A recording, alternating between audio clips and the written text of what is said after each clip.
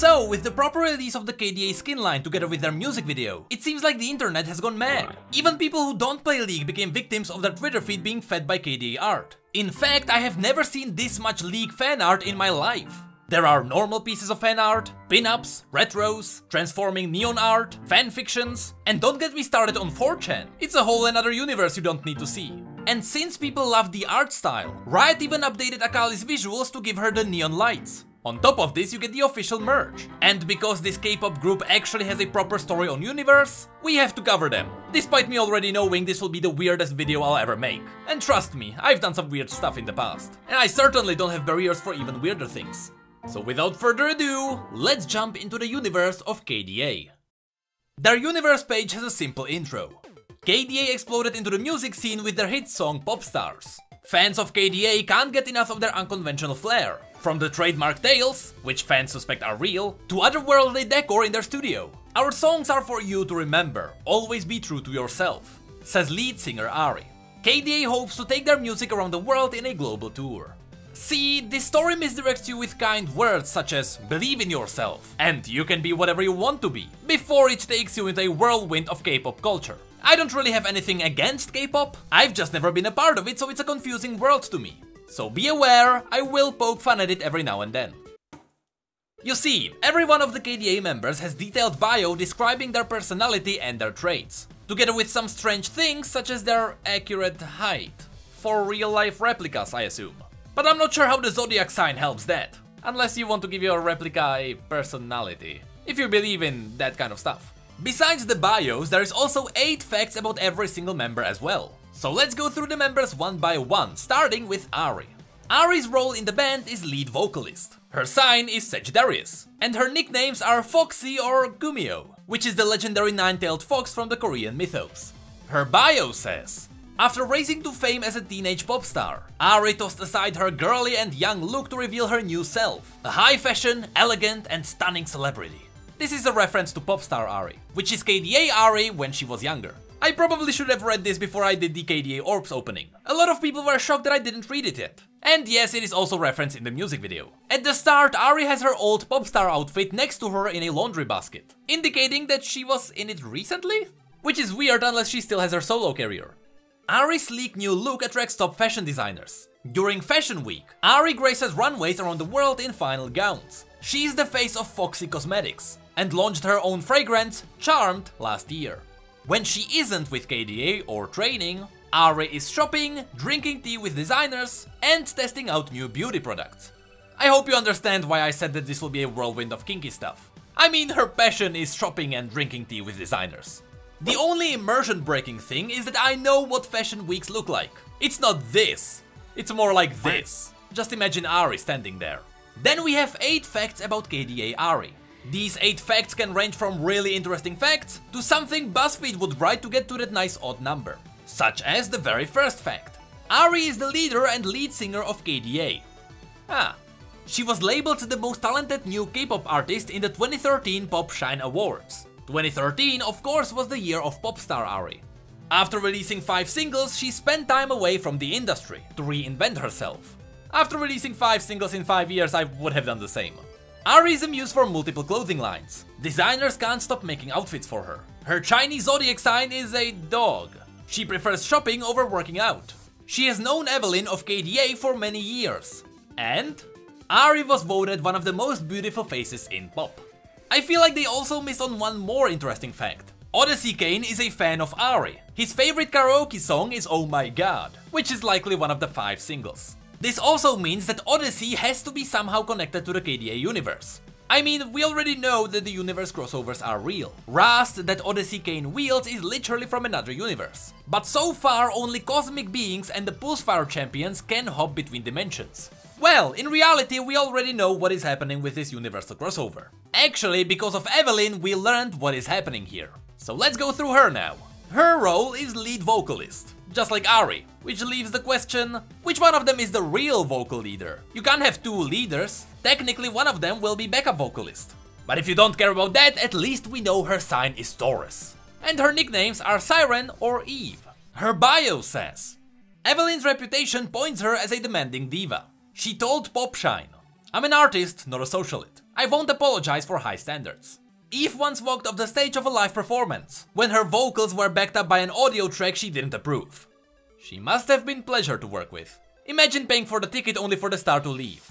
Though her presence in the industry is turbulent, she has a die-hard fan base who call themselves Diva. Prior to KDA, Evelyn released 2 hit singles, Agony's Embrace and Ecstasy. Now for the 8 facts. Evelyn is known for her uncompromising vision, rich vocals and bad girl attitude. After disagreements in other musical groups, Evelyn worked alone to write her own music before reconnecting with Ari. Her Chinese zodiac sign is a rooster. Evelyn is very mysterious about her diet and workouts, and usually declines to comment on her routine. Because let's be honest, she's still the last demon. She has a collection of very fast cars. Evelyn values friends. She is close to few people and very protective of them. With her attitude, I wonder how she has any. She has been romantically linked with several missing male celebrities but never confirmed a relationship. Carthus is an artist she takes inspiration from. This is interesting. This doesn't say Pentakill Carthus, so the Pentakill line may be its own thing. Then this universe can't be in our world because Pentakill mentions places in Runeterra. They even played in Bandle City. That is, unless Runeterra is actually the past version of Earth. Also, we got a nice confirmation from Jared, who's pretty much the overlord of the League multiverse. He's the guy who worked on Odyssey, Rust, and other skin bios that involve traveling through dimensions. He confirmed that parts of some skin lines may exist in multiple different universes. For example, the Culinary Masters and the music skins have multiple copies in different dimensions. And specifically he mentioned that this is one of the reasons why Pentakill may have posters in all sorts of universes. So to really answer what is going on with Ari and Kain, we shouldn't ask, are the KDA part of the Odyssey universe? But rather we should ask the question, has KDA ever existed in the Odyssey universe? And since Odyssey is quite a bit in the future, the chances are that yes. In the past, Ari's career blew up in Odyssey, just like it did in other universes. Now on to Caixa. Her role is lead dancer. Again, I don't understand K-pop, so excuse me if I get confused by the term lead dancer. I had no idea such a term was important in a band, let alone that singing bands need them. But the KDA dance shook Twitter, so maybe they do. Caixa's sign is Pisces. Her nicknames are Boki, which is something I had to Google. Apparently it is a South African slang for someone you adore. And Zhao Long Bao. Believe me, I had fun googling that. Apparently it means dumplings. Her bio is her fictional Twitter bio, and the handle someone already stole. When the music begins, a symphony of movement stirs in my being. It begins as a rumble, like a calling from the void, hungry and demanding release. My body reacts to the call, jumping to weave a story to leave the void behind and fall into the steps of life. And now her 8th fact. Caixa is called the Dreamer of Kda by Ari. She lived in 10 countries before pursuing her dreams of becoming a pop star. Caixa won Hong Kong's Can You Dance in 2018. Her Chinese zodiac sign is a rat. She speaks Chinese, Afrikaans, Korean and English fluently. She spends hours in the studio creating choreography for KDA. She believes each step must convey vulnerability and power through movement. She can be found cooking large meals in the KDA house. Her favorite food is Sichuan dry hot pot. And the last member of the KDA group, Akali. Her role is rapper. She is also Taurus and her nicknames are Rogue or Chibabgomgae, which is hip-hop swordsman in Korean. Her bio says, Akali makes appearances next to other street performers in cities she is visiting. Combining mixed martial arts and the beat of her own rap lyrics, she delights audiences with her own bold lyrical rap and punk ninja style. She started practicing on the streets before rising to fame, and returns to her roots whenever she can. Her unruly hair and untamed style made Akali an instant KDA fan favorite. Believe me, it also made her fan favorite for fan art too. Her 8 facts are: Akali is the youngest and newest member of KDA. She was discovered at the age of 15 in an infamous rap battle that went viral. She wasn't mainstream enough to sign with a label until Ari found her through social media. Akali's favorite food is spicy ramen. Akali performs rap on street corners regularly to practice her lyrics. Her Chinese zodiac sign is an ox. She speaks English, Korean and Japanese. And Akali was born into a martial arts dojo. She left to find her calling as an artist, but still knows how to use a kama. So that was the bios, facts and connections to the KDA universe. But there is still the interview. This is a short story told through a simple interview with the band. The interviewer is a radio called Pobřežní, and the questions couldn't get more meta. Straight up from the beginning, Pobřežní mentions that you should go to YouTube and search for their hit song Popstars, a song that is very much real. Every KDA member got a couple of questions aimed specifically at them, so we got a little bit more info on their personalities. From Caixa we learned that her accent comes from all over because her parents traveled a lot. Makes sense since, you know, Kasarin was canonically a traveling Dune dweller. It would make sense if this translated into the KDA universe.